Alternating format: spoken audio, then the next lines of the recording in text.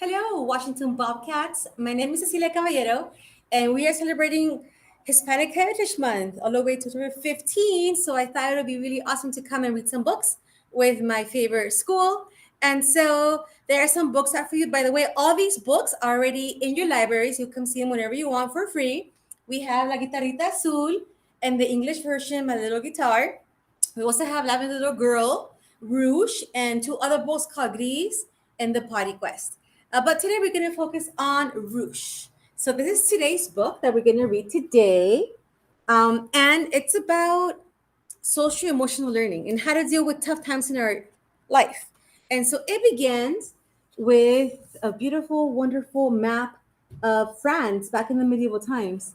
So this map is pretty cool, and I'm gonna go ahead and now share with you guys the actual,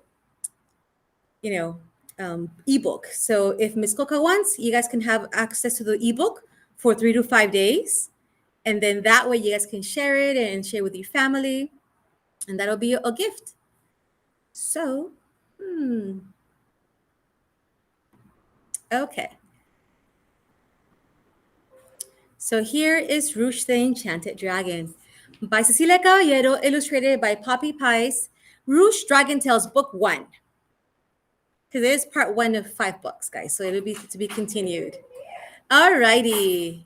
So here is the Enchanted Dragon Kingdom. And as you can see, guys, it has the Enchanted Dragon King lair. It has Rouge's lair. It has the castles, Dondremy, the Whimsical Fort. And again, this land is all magic.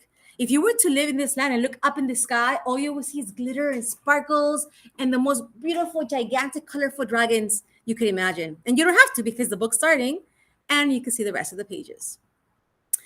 So, in the kingdom centuries ago, colossal and enchanted dragons flew in family packs over giant trees and mountains. They were the guardians of the children in the realm. Dragons taught children how to let big scary emotions flow away so they could experience joy, hope, love, innovation, and creativity. Now, these dragons form links that help kids navigate through bad feelings. And so, for centuries, they created enchanting links and dedicated their life to such a quest of guiding the children.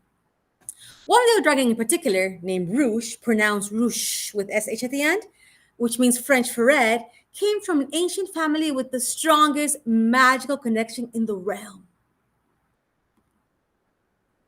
One beautiful summer day, Rouge was playing with his cousins and friends when suddenly the sky darkened.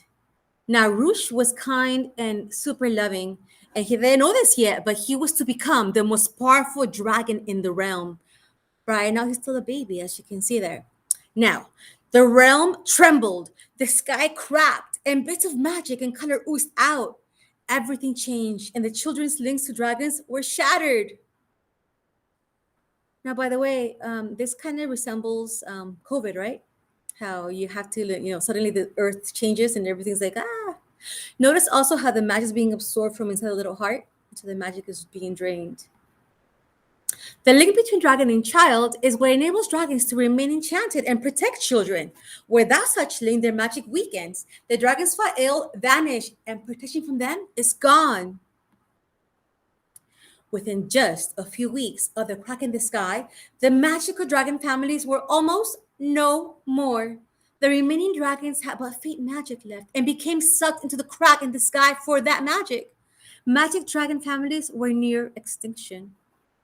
The families that did remain had to go into hiding and were torn apart. Rouge was sobbing and hugging his family before they too vanished forever from the kingdom. And this is kind of like with the pandemic, right? How they had to go into hiding or isolation because if they would come out, they would be like sucked in by the crack, or in this case, by COVID. As a last effort, the most magical of the dragon families used the remaining magic to open a portal leading to another time and place where they could form enchanted links once again. A place where the crack in the sky could not reach them. Once they arrived in the new realm, the dragons found themselves transformed to tiny, toy-like creatures. This was surprising, yet understood, as this new realm did not believe in magic or dragons. They had to hide their true selves so they could be near children to protect and guide them through their feelings of fear. loneliness, and lack of connection that isolation can bring, like us in the pandemic. So now notice they came to today, guys, our present life. 2021 is a human realm. Notice the difference between the last one that we had. It was all magic and beautiful and sparkly. And now this realm, the human realm that you want to live in, don't believe in magic or dragons. So the Black Mountain is replaced with what it is now instead of the Enchanted Mountain. There's no dragons on top. There's no glitter anywhere. It's just here. But this is the portal where they arrived. See this? To the Chambord Castle. And so we begin.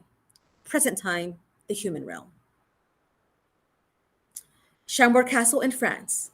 So here's his family, you minding their own business, and the little boy's like, what is that shimmering? Obviously, has access to the magic link still, even though the realm doesn't see it, he has the power to see some of the magic that remains. Pretty cool, right? So they went back to the castle to look for the souvenir shop because they wanted to take something home. And they looked in the bin, pretty cute. And then suddenly, Sebastian spotted and fell in love with the most adorable little dragon in the shelf, as you can see there.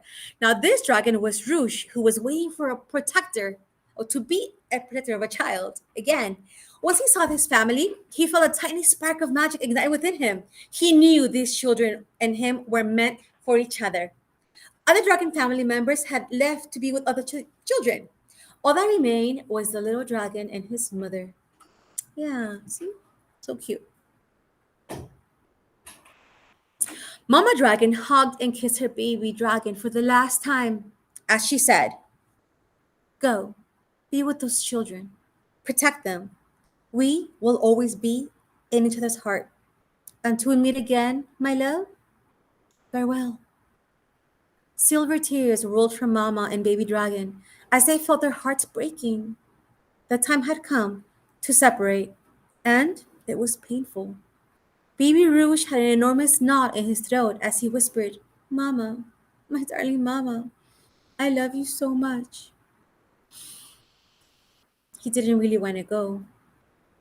And soon after that happened, the little hands of this little boy took him off the shelf. He picked him up with the baby dragon with his little hands and smiled from ear to ear. Clara kissed Rouge on the nose between eyes that sparkled bright. Sebastian knew this was the best dragon in all of France as he hugged, kissed, and caressed Rouge tenderly. Seeing this made the mama dragon smile. The little dragon sensed the children's feelings, and for the first time in years, his magic grew beyond a mere spark to fill his whole body with magic, enchantment. Rouge looked back at his mama and sent her a link, the most beautiful magic lace robe that wrapped her all around completely to ensure they would forever be linked in this human realm. Phew. We don't want the mom and little boy to separate, right? That would be hard. It had become that day rainy, cloudy, cold, and yet this family knew it was the brightest and the happiest day of their trip to France. They sat at the fireplace inside the castle hotel cafe enjoying their sweet crepes with hot chocolate. As they admired the rain, they were so joyous to have an additional member to their family. Rouge felt their connection and knew he had found a loving family with Sebastian and Clara. Rouge's magic began to glow brighter inside his chest as their bond grew stronger. For weeks, they went from castle to castle in the French countryside along the Loire Valley. Rouge saw way more castles than he remembered along the Loire River since he had traveled over 10 centuries ago. In this time, his time, there were mostly green fields. So I want to, sorry. So they were so connected, in fact, that the kids were able to see his former self. They now knew that he was a dragon and he could fly.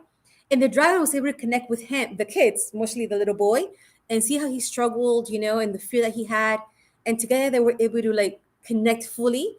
And they imagined with such delight the future adventures together. Could you imagine flying on a dragon into space? The end.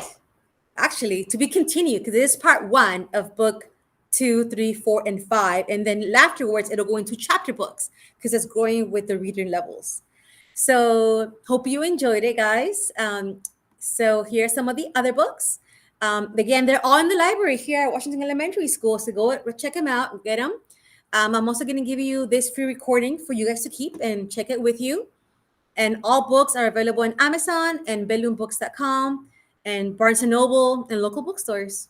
So I want to say how proud I am of all my little Bobcats and how excited I am to share with you in this Hispanic Heritage Month to remember that Latinos and the Hispanic voice is strong here in the Bobcat family.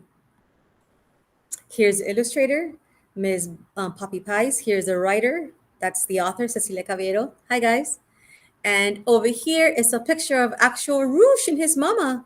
And the actual little boy in the little red dot, that's Rouge right there. And I think maybe I might have brought Rouge with me. Let's check. Let's just check, okay?